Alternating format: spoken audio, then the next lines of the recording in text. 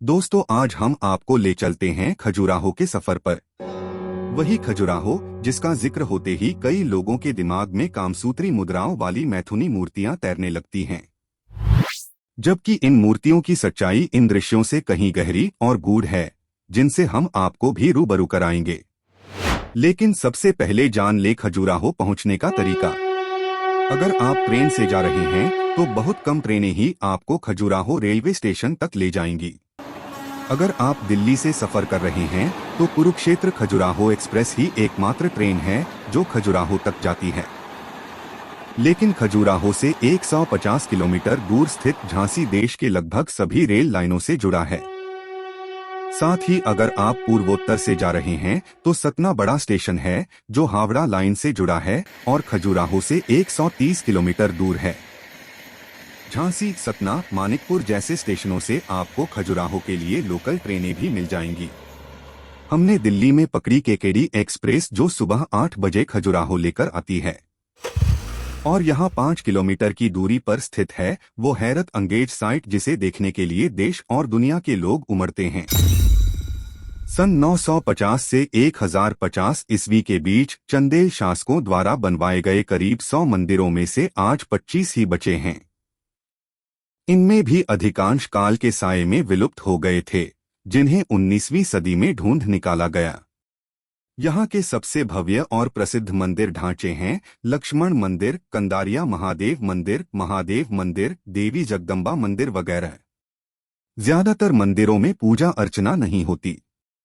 इन मंदिरों की सबसे आकर्षक बात है बाहर और भीतर पत्थरों को तराशकर बनाई गई मूर्तियां, जो किसी भी मानव सभ्यता को अचंभित करने वाली हैं। सबसे ज्यादा लोग काम और मैथुनी मुद्राओं वाली मूर्तियां देखने आते हैं, जबकि यहाँ दूसरी अनेक मूर्तियां हैं जिनका शिल्प कौशल अद्भुत और विलक्षण है। लेकिन जिन मूर्तियों को केवल सेक्स पोजिशन और प्राचीन अश्लीलता के तौर पर देखा जाता है, वह असल में एक बेहद संकीर्ण नजरिया है। खजुराहो की मूर्तियों में नंगापन और गंदी सोच ढूंढने वालों ने असल में दुनिया की सबसे प्राचीन सभ्यता और सनातनी दर्शन को ठीक से देखा या समझा ही नहीं है। अगर ये मूर्तियां केवल सेक्स पोजिशन और इरोटिक संरचना होती तो उन देशों के लाखों लोग हजारों डॉलर फूंककर इन्हें देखने भारत न आते, जिनके यहाँ इससे भी खुला और उन्मुक्त यौन वातावरण है और वे ऐसी जीवन शैली के आदी भी रहे हैं। सैकड़ों साल की मेहनत से मंदिरों पर गढ़ी और तराशी गईं इन अद्भुत मूर्तियों में छिपे प्राचीन गूढ़ रहस्यों को समझने के लिए आपको भारत की हजारों साल पुरानी आध्यात्मिक और सांस्कृतिक परंपरा को समझना होगा।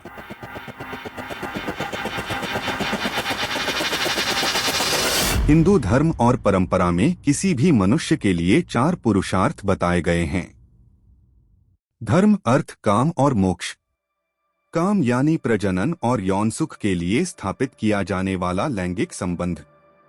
इसे आप मोटे तौर पर सेक्स कह सकते हैं, लेकिन सेक्स या रिप्रोडक्शन तो जानवर भी करते हैं। भारतीय सभ्यता अगर काम को मनुष्य के 4 पुरुषार्थ में शामिल करती है तो इसका मतलब है कि मनुष्य के लिए यह केवल प्रजनन या भोग की क्रिया नहीं है, बल्कि यह मोक्ष की ओर ले जाने वाला साधन भी बन सकता है।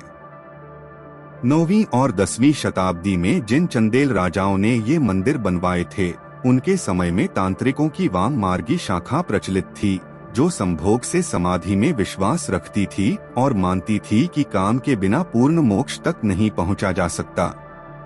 आचार्य रजनीश जैसे दार्शनिकों ने भी संभोग से समाधि तक जैसे विचारों की चर्चा की है।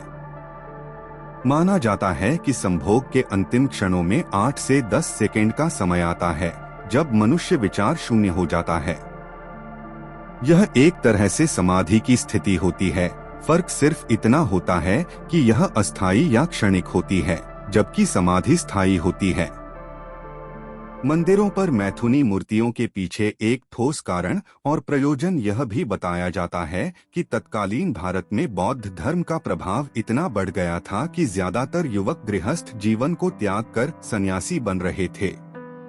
यह रुझान इतना प्रबल था कि सामाजिक और राजनैतिक व्यवस्था के लिए असंतुलन का खतरा पैदा हो रहा था और जीवन में कई तरह के संतरास और कुंठाएं जन्म लेने लगी थीं। ऐसे में गृहस्थ आश्रम को पटरी पर लाने के मकसद से काम और मैथुन को इतने स्वच्छंद तरीके से प्रचारित और प्रसारित किया जाने लगा। इन मूर्तियों का सामाजिक जीवन संतुलित करने में काफी योगदान रहा। काम को लेकर अंधविश्वासों और कई मानसिक ग्रंथियों को दूर करने और प्रेमपूर्ण व स्वस्थ जीवन परंपरा को आगे बढ़ाने में इनसे मदद मिली। खजुराहो की मैथुनी मूर्तियों का एक अन्य प्रयोजन कामसूत्र या काम शास्त्र को पाठकों और विद्वानों तक सीमित न करते हुए आम जनमानस की दृष्टि में लाना था।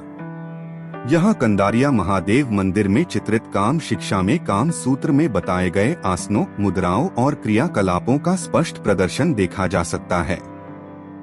इन मूर्तियों में अष्टमैथुन मुद्राओं से लेकर आलिंगन, चुंबन और पूर्ण उत्तेजना की तमाम क्रियाओं और भाव भंगिमाओं को अद्भुत कारीगरी के जरिए उकेरा गया है। किसी भी मूर्ति के मुखमंडल पर एक अलौकिक आभा उकेरी गई है, जिसे देखकर आपके मन में कोई गंदा ख्याल नहीं आता, बल्कि एक गहरी नैसर्गिक अनुभूति होती है। इन मूर्तियों की बनावट और बारीकियों को देखकर एक दृष्टि में उन्हें समझना मुश्किल है। मसलन इस मूर्ति को देखिए।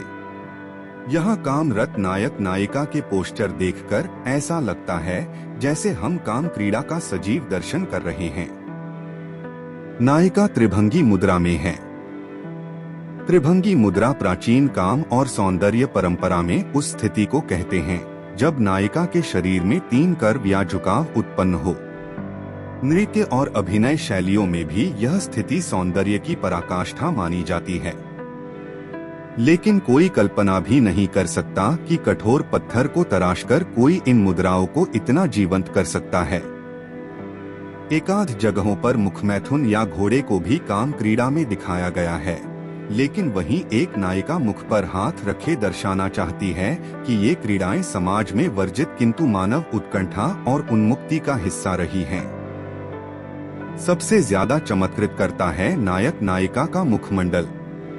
काम की चरम अवस्थाओं में भी उनके मुख पर कोई हास्य या विनोद नहीं, बल्कि एक अलौकिक आभा है।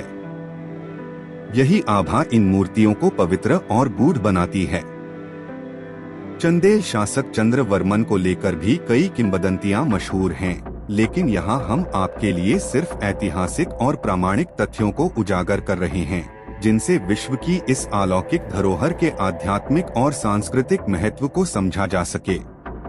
काम शिक्षा के अलावा इन मंदिरों पर विष्णु, शिव, अग्नि, गंधर्व, सुर सुंदरी, देवदासी और अन्य देवताओं का भी चित्रण है। काम के अलावा नृत्य, संगीत और योग को मूर्तिकारों ने अपने तरीके से दर्शाया है। आपको बताते चलें कि मैथुनी मूर्तियों वाले मंदिर सहित कुछ मंदिरों में कोई पूजा अर्चना नहीं होती और अब ये सिर्फ दर्शन के लिए खुलते हैं। तो दोस्तों, अगर आप खजुराहो जा रहे हैं तो वहाँ किसी पोर्नोग्राफिक नैनसुख की इच्छा त्याग कर जाएं और हो सके तो काम को लेकर भारतीय धर्म और दर्शन की कुछ चीजें पढ़कर भी जाएं। बेहतर होगा कि किसी जानकार गाइड की सेवाएं ली जाएं। यह आपकी यात्रा को ज्यादा ज्ञानवर्धक और सफल बना सकता है। तो दोस्तों, उम्मीद करते हैं कि खजुराहो की कामक्रीड़ा या मैथुनी मूर्तियों का रहस्य आपको समझ में आ गया होगा और अब आप इनके जिक्र से शर्माने या खींचने के बजाय अपनी प्राचीन और उन्नत सभ्यता और धर्म दर्शन पर गर्व महसूस करेंगे। अगर यह वीडियो पसंद आया हो तो इसे ज्यादा से ज्यादा शेयर करें ताकि इस अद्भुत भारतीय विरासत को लेकर देश और दुनिया में सही दृष्टिकोण प्रसारित हो सके।